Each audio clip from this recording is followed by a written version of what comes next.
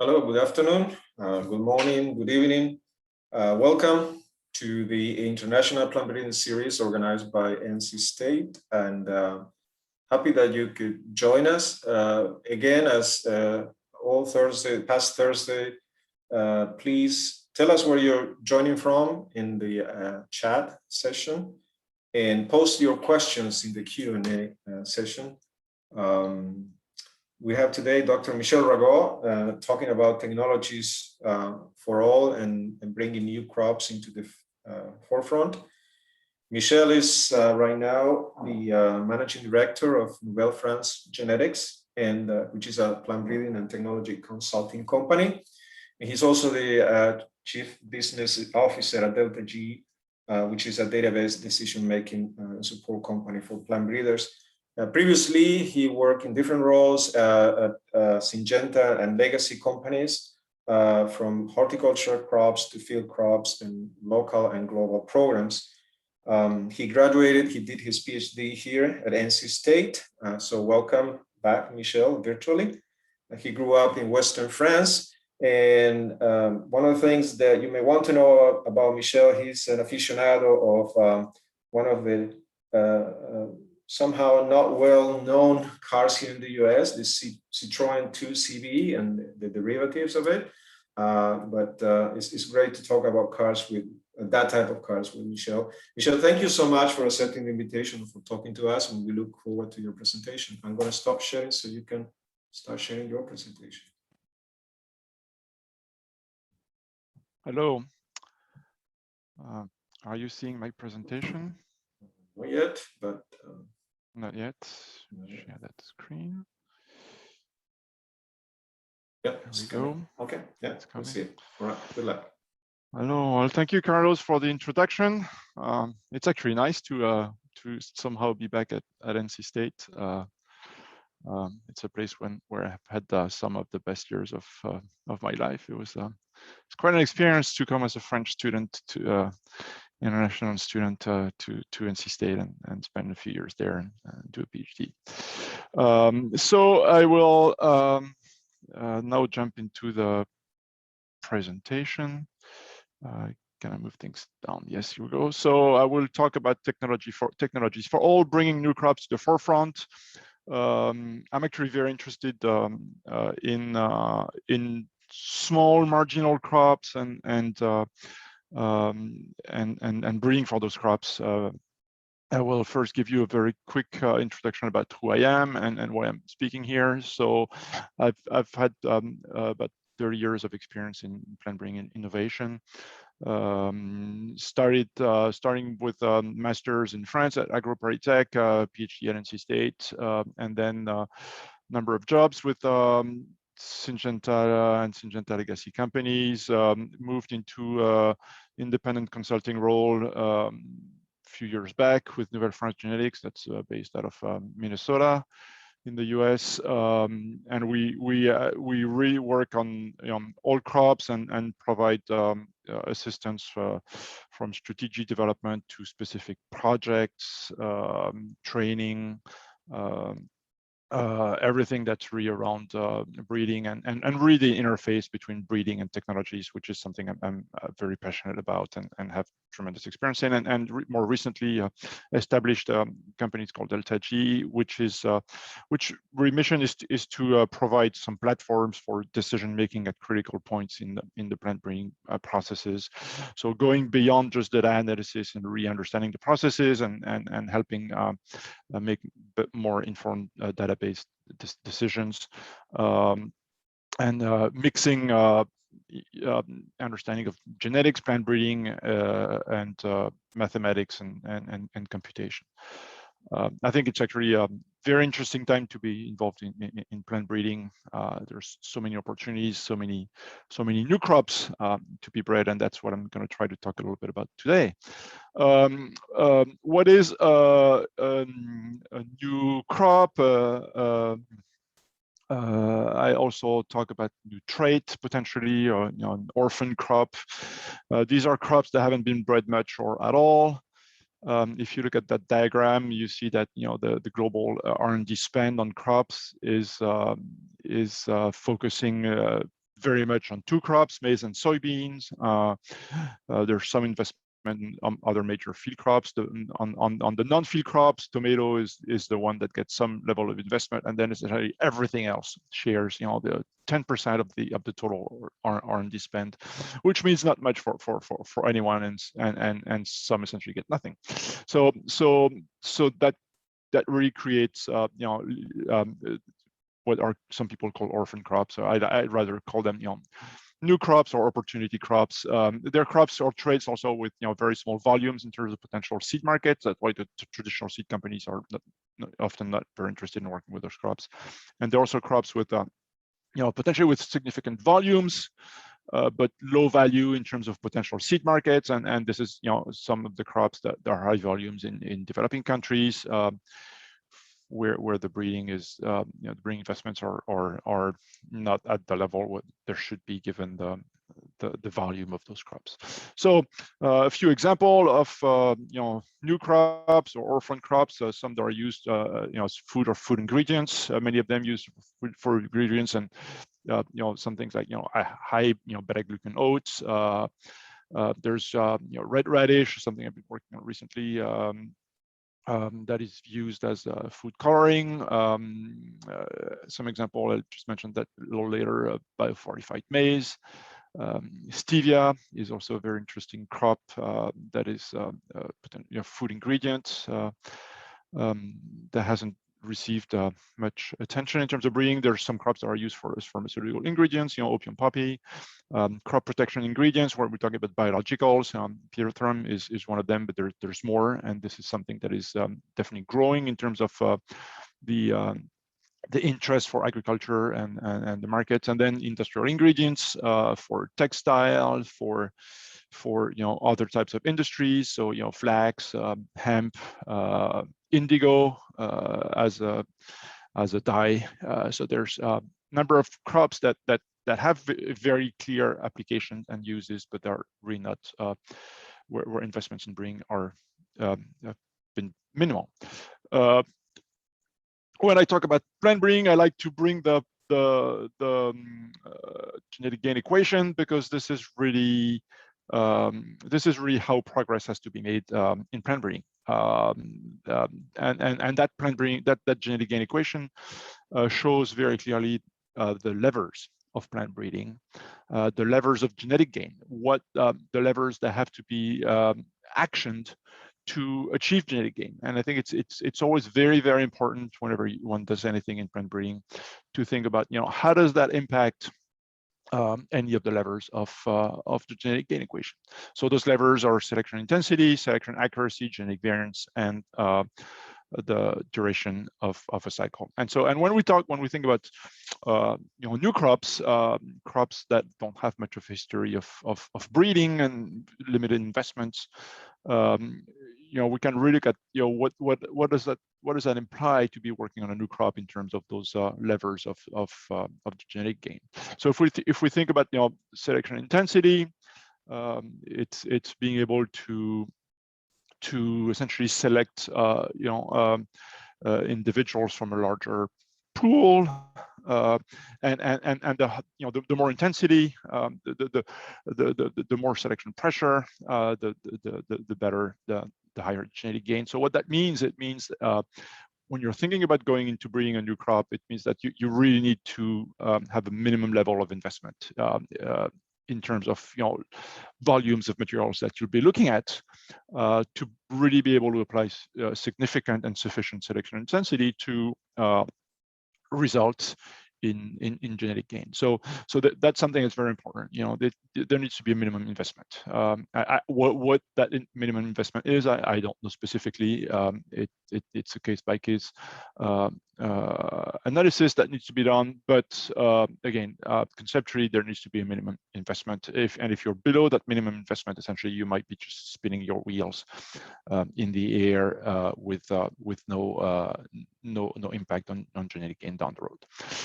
When we look at another level of genetic gain, selection accuracy, what does that mean? It means that the more accurate you're able to make selections, the more progress you will make, and the more accurate means, that means essentially the relationship between what you see and what really happens. Is what you see really the genetic basis of the traits you're selecting for, or is it not? So really two elements to think of when moving into breeding of a new crop. About selection accuracy, it's going to be easier to make progress for simple traits than for complex ones, because simple traits are, that's what they're called, simple traits, and that's why complex traits are called complex. Some are simple, some are complex, and the simple traits are generally simpler to measure and simpler to select than the complex ones. So focusing on simple traits or potentially simple components of complex traits, and when you're thinking about new crops that really haven't been bred very much, essentially they have either very short or almost inexistent breeding history. They're likely to have to contain large effect, either favorable or deleterious alleles. And selection for those favorable alleles or against those deleterious alleles will be very effective. And so that's, those are simple components of maybe moderately complex traits. So again, an idea when going into new crops, maybe trying to, how much progress can you make by working with simple traits? And if that's something that can be done, then you're very likely to achieve a significant genetic gain. And also, second point from the selection accuracy lever of genetic gain, it's the fact that high quality phenotyping data will result in significant gains.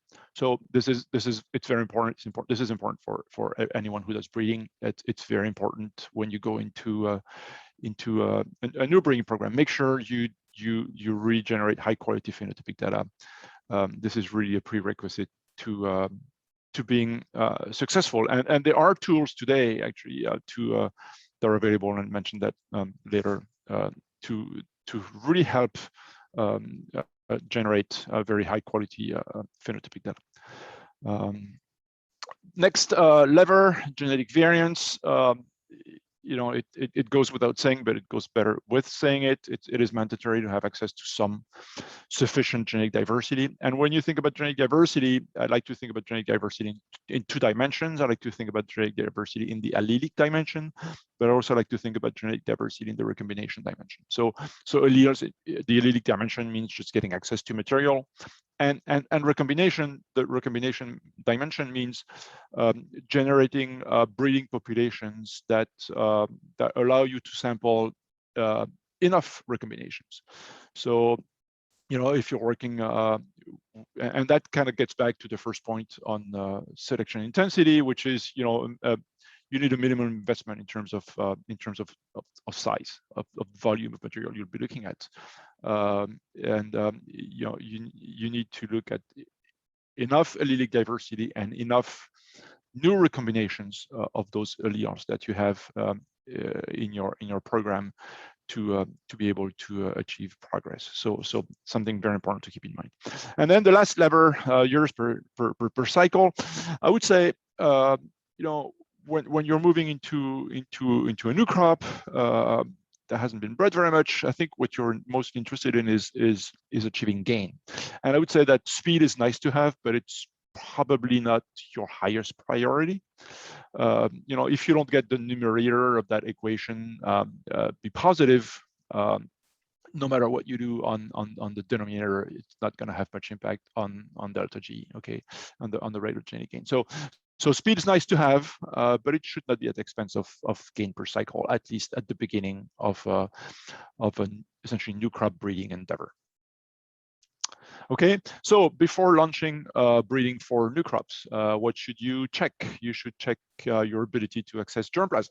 There's IP around germplasm. There's the convention on biological diversity. There's negative protocol. Those are important things to think of. If you can't access germplasm, you won't be able to have genetic diversity, and that genetic gain equation is going to go down to 0. You need to be able to check the suitability of, you should check the suitability of existing germplasm in varieties for your product objective. Trait performance in target environments. Before again getting into breeding, if there's something out there that meets your requirements, then there's no need to go into breeding. So that's something that really needs to be checked. So just getting whatever germplasm you can get your hands on, evaluate it, measure the traits you're interested in the environments you're interested in, and see how it works. Just don't just go into breeding without that check. It's really the low-hanging fruit, but check it out. And if there's a low-hanging fruit, just pick it up. You also want to check the availability of non-genetic alternatives, agricultural practices, processing, etc. Again, I'm not trying to deter you from getting into plant breeding, but if you don't have to, well, then don't make it complex if it can be simple. So check alternatives. And also the last thing would be to check your ability to measure your target trait. If you can't measure a trait, you won't be able to make progress on that trait. So this is something that's very important, and sometimes it's something that may need to be worked out before actually embarking into the breeding, or at least as you create the diversity material. So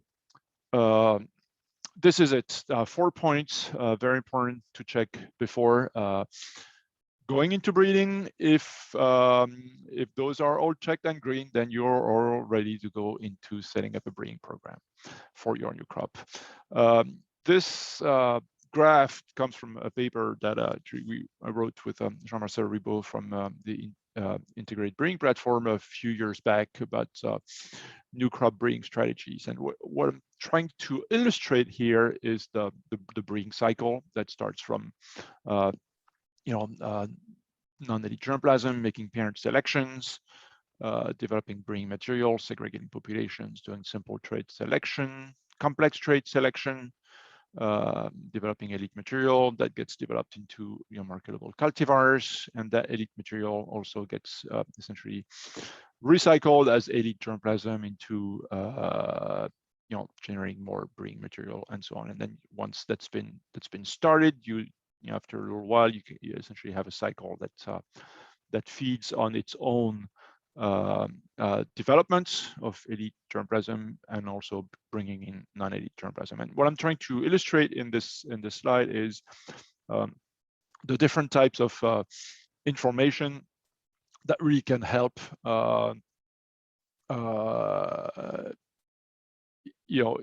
develop and implement, put in place an efficient breeding program for a new crop. And some of those have to do with phenotypic information. Some have to do with understanding pedigree and pedigree relationship, and some have to do with using genotypic information. And if you just look at this, you'll see there's a lot of green in there, and that really, what that means is that there's a lot that you can do in terms of developing an effective breeding program without accessing genotypic genomic information.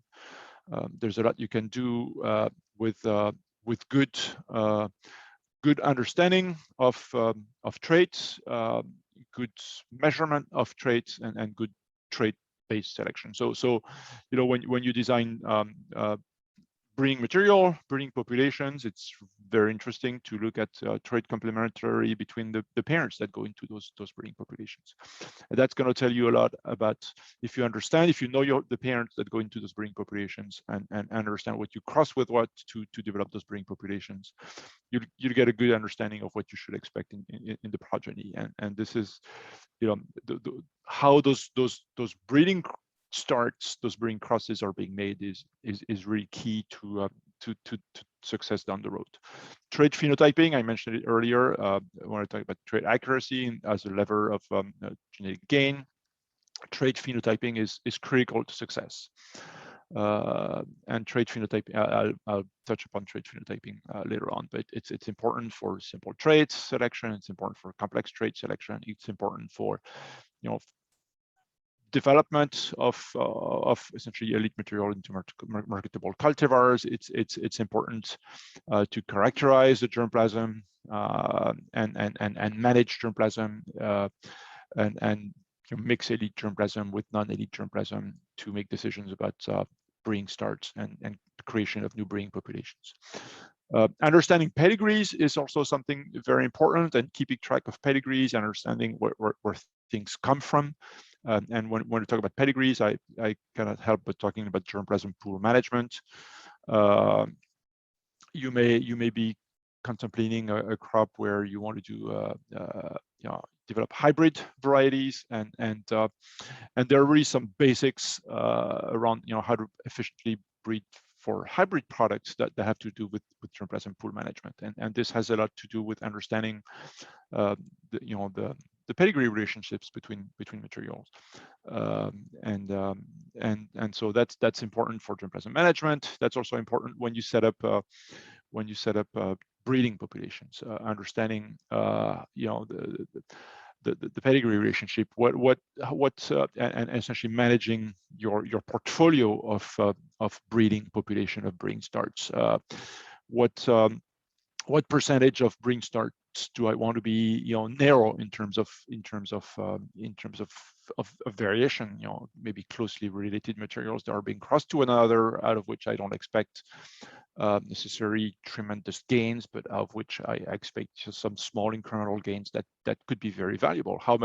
What percentage of my breeding starts, my breeding populations, do I want to be very wide breeding starts where out of which I expect a lot of variation in the progeny, and probably high potential breeding projects, but also high risk as well. So this is also this understanding pedigree relationships between material is about handling of diversity and essentially risk management. And risk can be managed, and it's very important to manage that risk and define essentially the risk level that you're willing to take. And then of course there's everything around genomic information, genotypic information, that's very useful for handling diversity and pedigree verification. Pedigree verification is something that often doesn't come to mind. It's just when you make an F1 to start a breeding population, and you've given very careful thoughts to making that specific breeding population, and you want to be sure that the F1 you have is actually a cross between the two materials you intended to cross, and things can happen, contaminations, errors, and before you put a lot of resources on phenotyping the progeny of that cross and maybe genotyping the progeny of that cross, well, a little bit of quality control there to make sure that that cross is what it's supposed to be can go a long way. Genotypic information can be used also for germplasm management, can be used for marker-assisted trait selection, marker-assisted trait integration for simple traits. And you may notice here that I didn't put genomic selection on that graph, and really the reason I didn't put genomic selection, which is an approach that's using genotypic information markers for selection of complex traits, is that genomic selection is really not something that is easy to put in place when you're starting breeding pretty much from scratch for a new crop. It takes some understanding of traits. It takes some amount of phenotypic data. It takes having specific germplasm to define training set to really be implemented, and it is definitely a very interesting approach in plant breeding. I just didn't put it there because this is not something that I would recommend to jump into when you're starting the breeding of of a new crop or are doing breeding for a crop with limited amount of resources. Okay, so it's why it's not there, and happy to discuss that with anyone who would want to later on.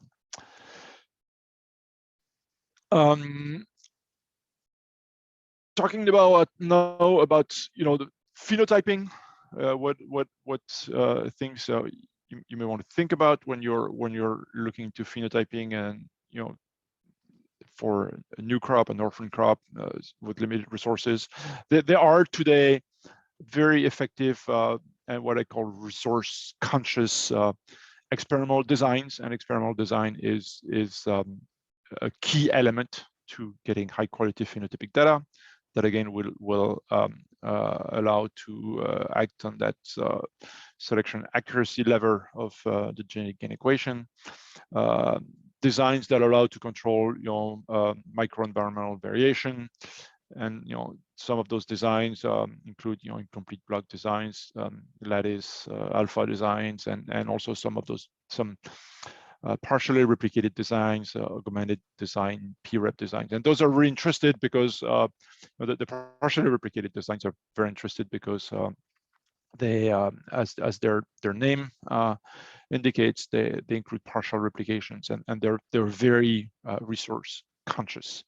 And resources are typically very limited for new crops, orphan crops, and the like.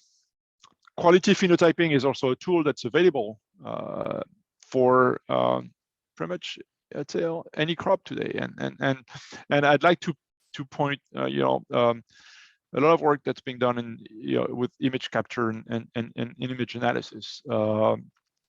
Those are technologies. The technologies themselves, the data capture technologies, are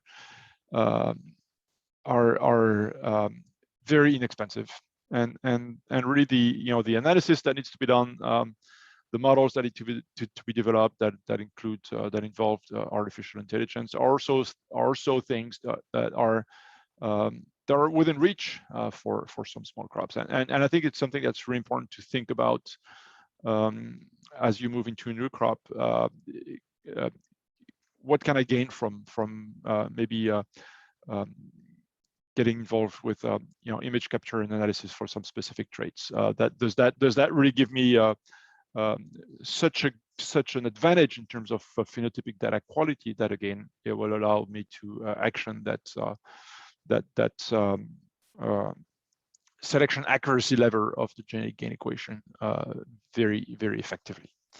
And also in terms of services, well, there's a number of CROs out there that would be more than happy to conduct trials for you, that would do phenotyping for you. You may want to do some phenotyping in some region where you don't have any physical presence, you just can't get there, and essentially, with those organizations, you have access to trialing locations pretty much anywhere in the world, and probably in areas that and environments that are very interesting to you. And so this is, again, this is something that is very important because it allows you to generate data that probably you could not generate with with a small in-house organization. It allows you to generate the data essentially without the fixed cost of setting up breeding stations or whatever. So I think it's something that's very important too. And again, that is so much more available today than it was 20 years ago.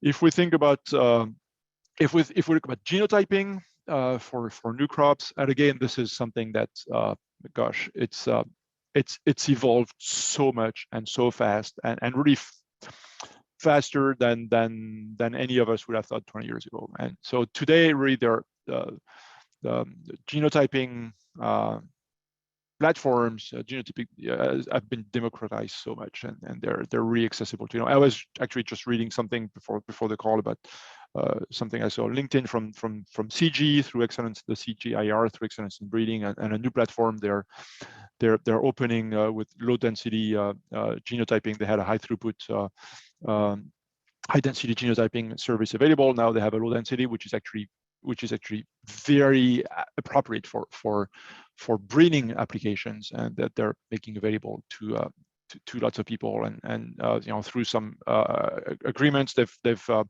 worked out with service providers, and so again, this is really part of the, those tools are being available to more and more people at a lower cost and very easily available. So there are today, high quality, repeatable, low cost SNP genotyping platforms available. I'm thinking about, amplicon-based sequencing methods. You can generate SNP genotypes without reference genome.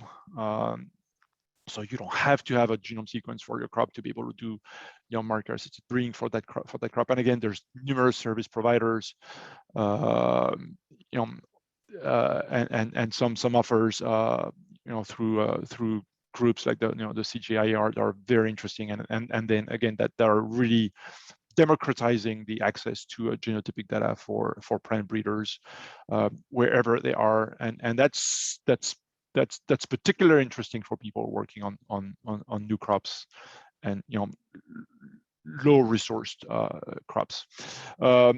If you're thinking about discovery and sequencing, and there's what I call less expensive than expected genome sequencing. Again, 20 years ago, nobody would have thought that genome sequencing would be so cheap as it is today. And cheap is maybe not the right word, but it was just unimaginable 20 years ago, and you can do anything, from skim sequencing to long read sequencing. You can mix things depending on what your project. You can target sequence specific regions in the genome, so you can that's really helpful to develop diagnostic markers to follow simple traits. And again, here there are numerous service providers, so all those things can be done without having to go through the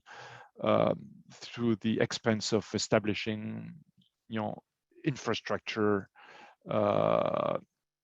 and so this is very interesting, definitely to get started, and potentially even long term. So the world is open, and I'm not mentioning any technology or any provider in particular. There's just lots of things, but those tools are available, very much available today, and they'll be a lot more available 2 years from now, 5 years from now, for sure. So something that is very important also when you're talking about plant breeding, there's a lot of data that is generated, and it's really important to manage all of this, and manage this better than just worksheets, spreadsheet type files on someone's computer that might get stolen or whatever. So putting things in the cloud is a good idea to start with, but then working with databases is a very good idea. And there's so for phenotypic data and breeding operations management, there are a number of commercially available platforms, and I'm just showing here one that I think is really interesting and stands out from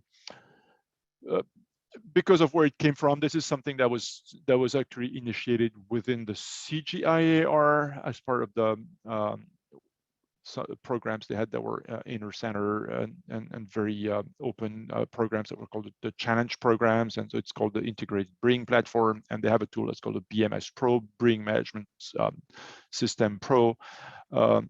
That was developed originally to provide some database tools to breeding programs in developing countries that had that work on very, very limited resources, and it's been extended, and it's now their tools are being offered also to private breeding companies.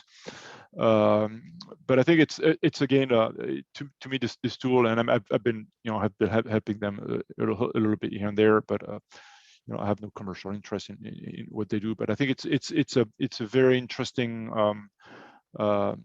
example of an effort again to democratize the access to tools and platforms for the greater good. And in a similar mindset, I would say there's there are on the genotypic and genomic data side of things. There are repositories, and there are numerous models. There are numerous databases that have been developed. I'm thinking in particular about something that started as cassava base, and that has grown into yam base, and to sweet potato base, into a number of databases for different crops, and there's an effort that's called AgBioData, and their website is agbiodata.org.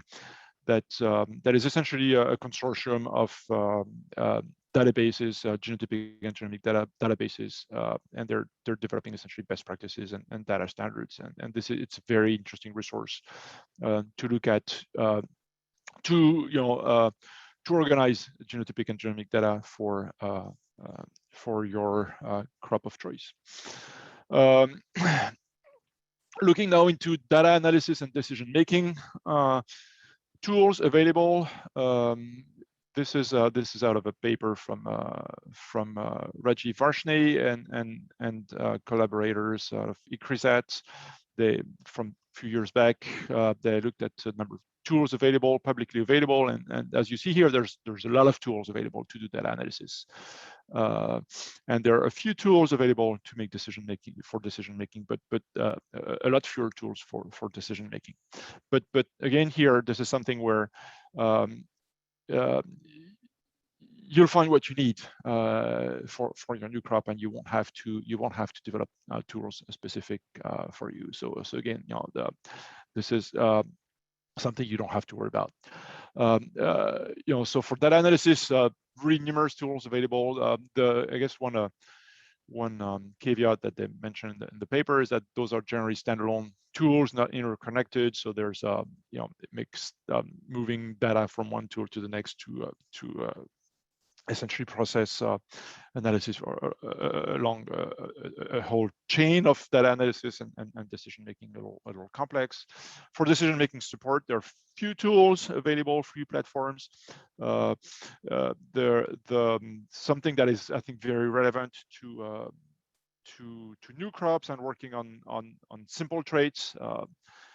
As I mentioned earlier, something that I think where there's a lot of genetic gain that can be expected for simple crops is marker-assisted trait introgression. And just mentioning here, two tools: FlatJack, which is developed by the James Hutton Institute, and Certainty, which developed by Delta G, a company that I'm involved in.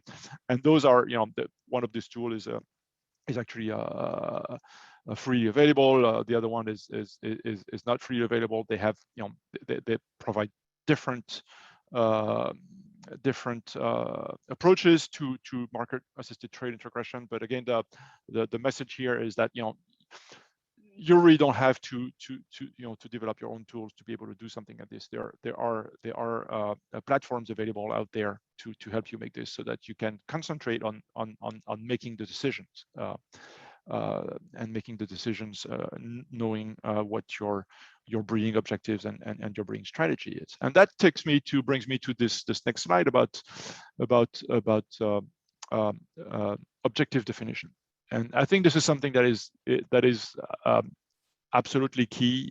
It's not technical, but I think it's very important when you're moving into a new crop, or you need to have clear quantitative and simple objectives.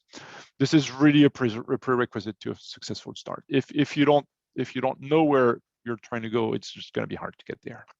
And I think objectives need to be simple to be able to see progress and success coming fairly soon. And I think I think it's very important when you're moving into a new crop or trying to revive some breeding on the crop that hasn't gotten much attention. Because if you just don't have the clear objectives, if you don't really know where you're going, you may just find that breeding really doesn't take you anywhere, and essentially throw the baby with the water of the bath, and you don't want to do that, because breeding breeding will deliver what you need if it's done well, and if you're persistent enough.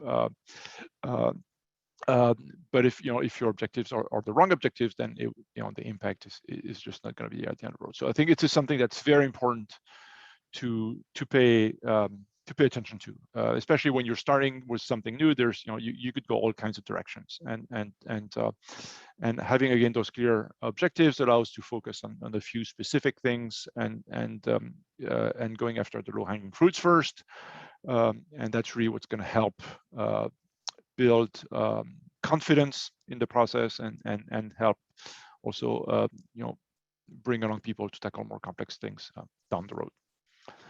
And the next point I want to mention is about essentially organizing the breeding in stages, and that has very much to do with clear objectives, because those objectives translate into essentially stage promotion criteria. And this is very important. It's very important to have some level of organization of breeding into stages, even if you have a small crop and you just have one breeding program, and because it allows you to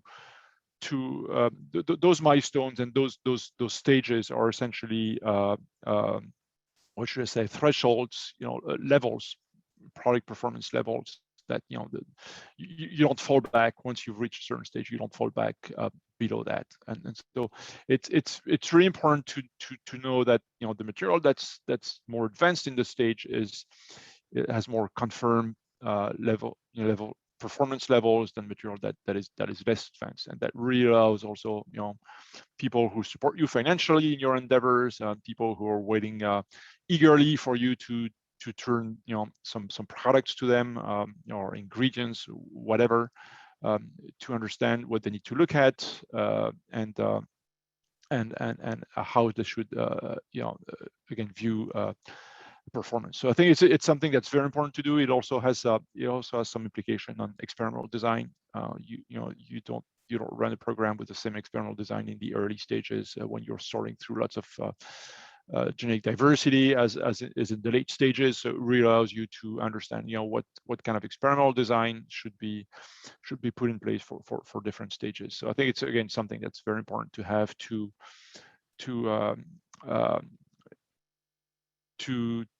really see what the value of the good stuff that comes out of the breeding program.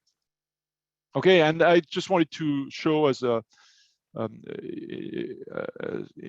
I'm concluding a few examples of actually private initiatives that have been launched recently, and that I know of. Just a few examples, things that I find remarkable of people essentially putting private funds into new breeding initiatives, and this is a company. It's called the Plant Pathways Company. They're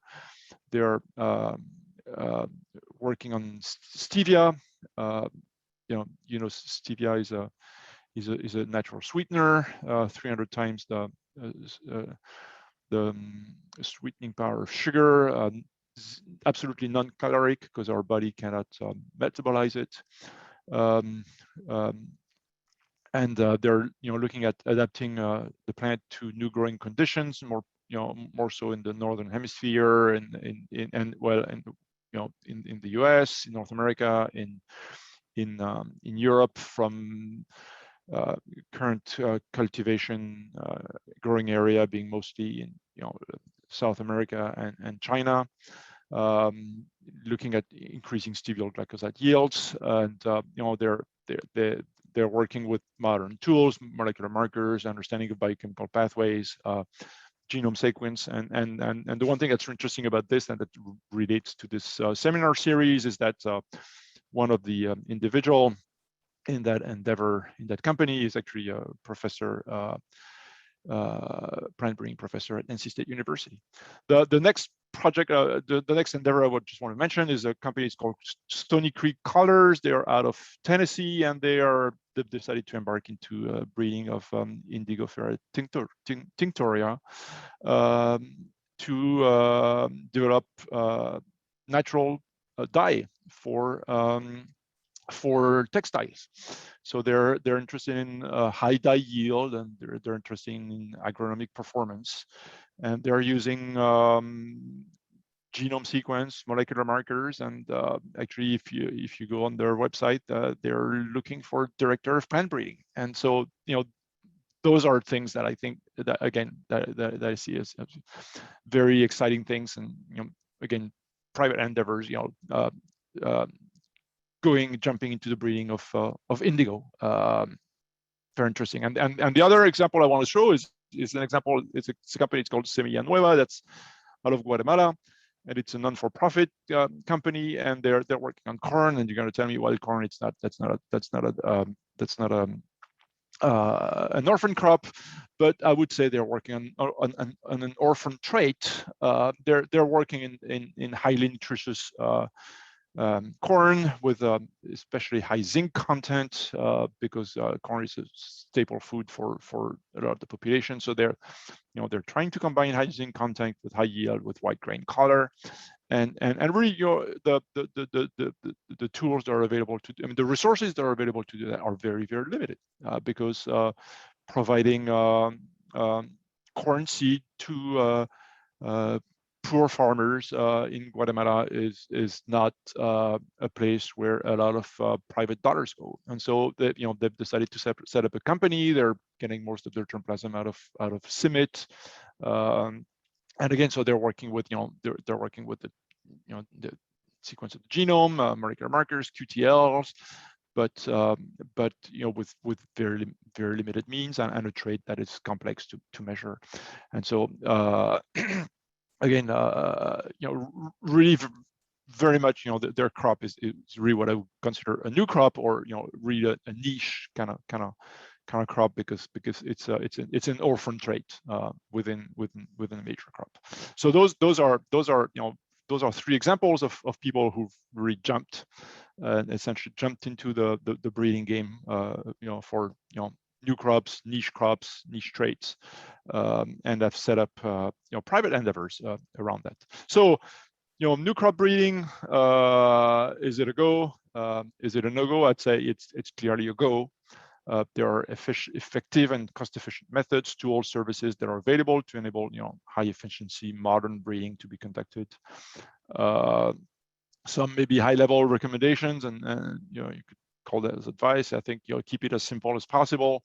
Things tend to get complex just by drift, and so really try to keep things simple is important for success.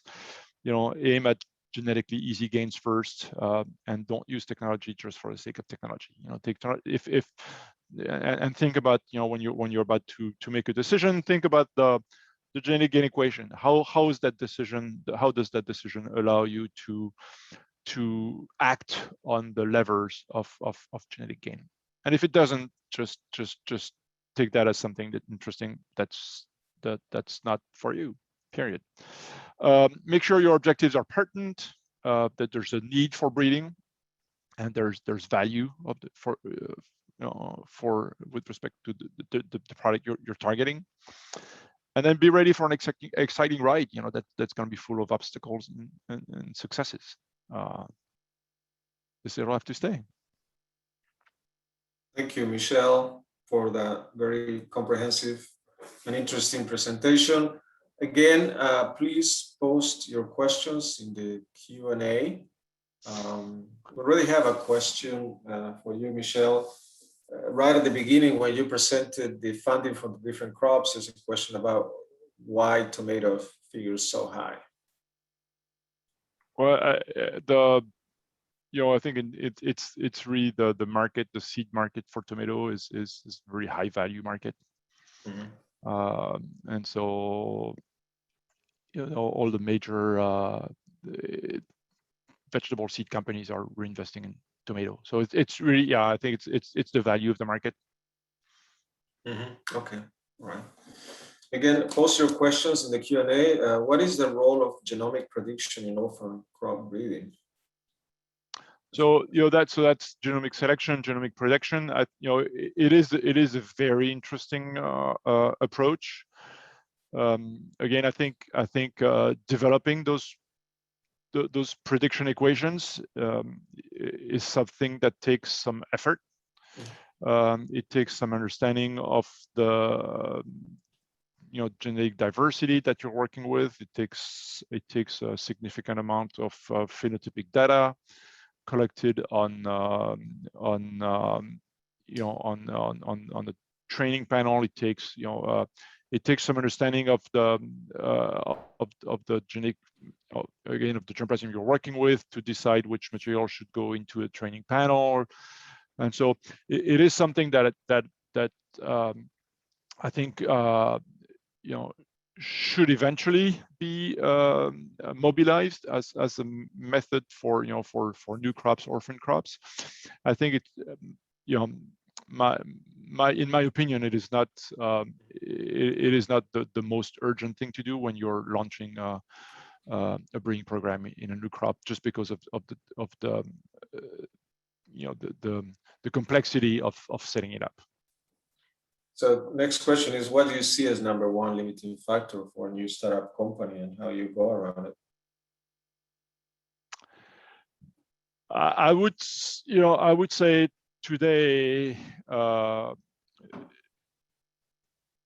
probably the ability to collect enough phenotypic data of high enough quality. So I'd say field resources are probably the most limiting factor. That's interesting. Okay. Any other question, group? I do have a question.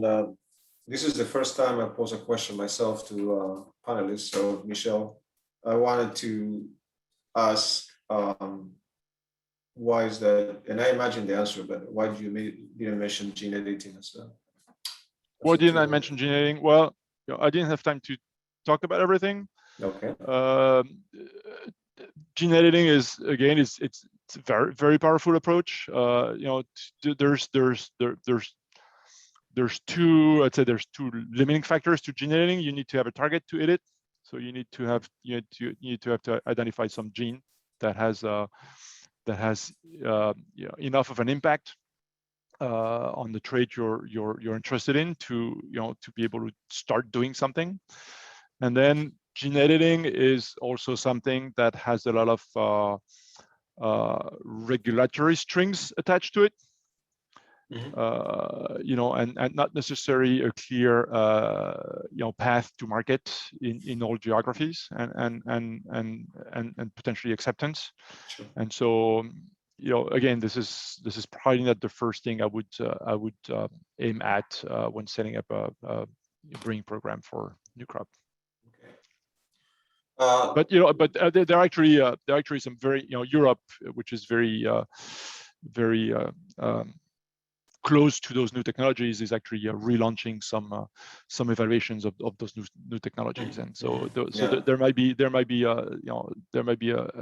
end to the dark technology adverse tunnel in Europe. Yeah, and I've been following the work that Cornell University has been doing for orphan crops in gene editing, and it seems that they are basically resorting in the relationship across species to identify genes. I mean, things are evolving. As you were saying, genotyping 20 years ago was not feasible at the cost or at the level you can do it now, and I think gene editing probably 20 years from now will be quite different. Yeah, you still, when you go into gene editing, I mean, you have to understand also, you still need to have the ability to essentially regenerate plants. You have to have the ability to transform plants, and it's a whole different world from breeding. Question here, very quickly: is there a place where you can find contract research organizations, like a website or a list of contract research organizations? Well, I think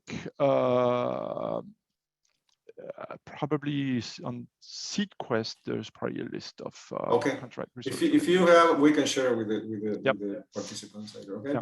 Yeah. Is another question. The trade is the first hurdle, but seed production seems also to be another hurdle. What do you suggest in terms of planning for this need and the resources available? seed systems? Yeah. So yeah, seed production is definitely very important, because once you have some varieties, you need to be able to produce them and disseminate that seed. I would say that goes. Seed production traits can be traits that one actively breeds for. If that is important. When you think about seed production, not all varieties of all crops have to be F1 hybrids. It doesn't have to be that way.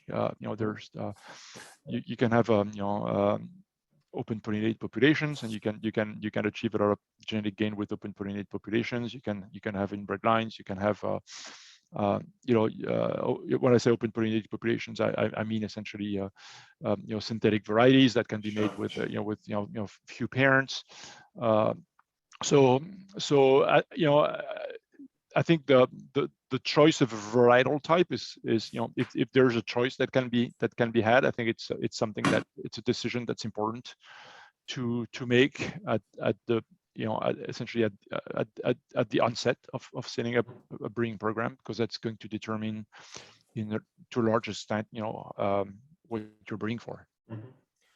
There's a comment from Craig, which links to the next question. And Craig says that for him, the most limiting factor is the financing of the enterprise.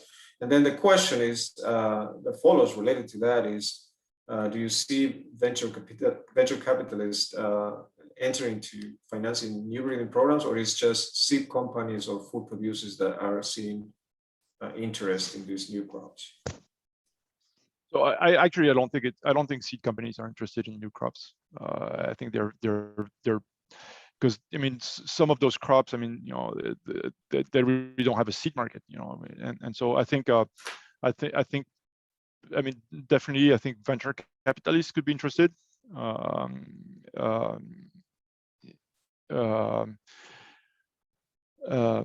Yeah, and also I think there are examples out there of essentially when you're talking about ingredients, for example, of the companies that those ingredient companies interested in investing in breeding. There are examples. Nestle has had some breeding programs in coffee and cocoa. There, PepsiCo. A long time ago, I think Lay's before actually Lay's was acquired by PepsiCo. I think in the 70s they decided that they weren't getting the potato varieties they needed to make good quality chips, and they launched their own breeding endeavors, and that program is still going on in Wisconsin. So yeah, I think those are not, most of those small crops are not large seed markets, and so I think the finance to get those started probably will not come from seed companies unless they have venture capital branches. Yeah. Mm-hmm. Another question here is the connection between the field and lab work. And the question is, if a breeding company is most experienced in lab, do you suggest that they get consultation on designing and implementing field trials? Yeah, I think there are a lot of people out there who are very skilled in the lab side of things, in the field side of things, and getting advice from skilled people is definitely a good idea. I think it's I'm not a big proponent of reinventing the wheel multiple times, and sometimes you need to do your own experience, and you need to get your own failures to make progress. But I think again, there are plenty of people out there available and to really help fill whatever weakness any organization recognize they have. It's hard to be good at everything, but it's not hard to get help. Okay, Michelle, thank you so much for your time. I'm sorry, there's a few questions that have not been answered. We'll try to send them to Michelle. I have him respond. I will. Yes, the recordings are going to be available, and we share that. Again, recognition for the music earlier on today is High Life by a group from Burkina Faso, Mini Vandals. And please share photos so we can enlarge our photo library. And thanks to Brandon, Janine, and Anthony for their help. And next week will be the last seminar of this first series by Sarah McNeil from Ventria Bioscience, talking about quality by design and breeding for high value products, which I think it connects kind of good with today's seminar. Thank you so much, Michelle. And again, let's stay in touch and look forward to talking to you again. Thank you for allowing me to talk about this. Thank you. Thanks, everybody. I look forward Bye-bye. to having you again next week. Okay. Thank you. Bye now. Bye-bye.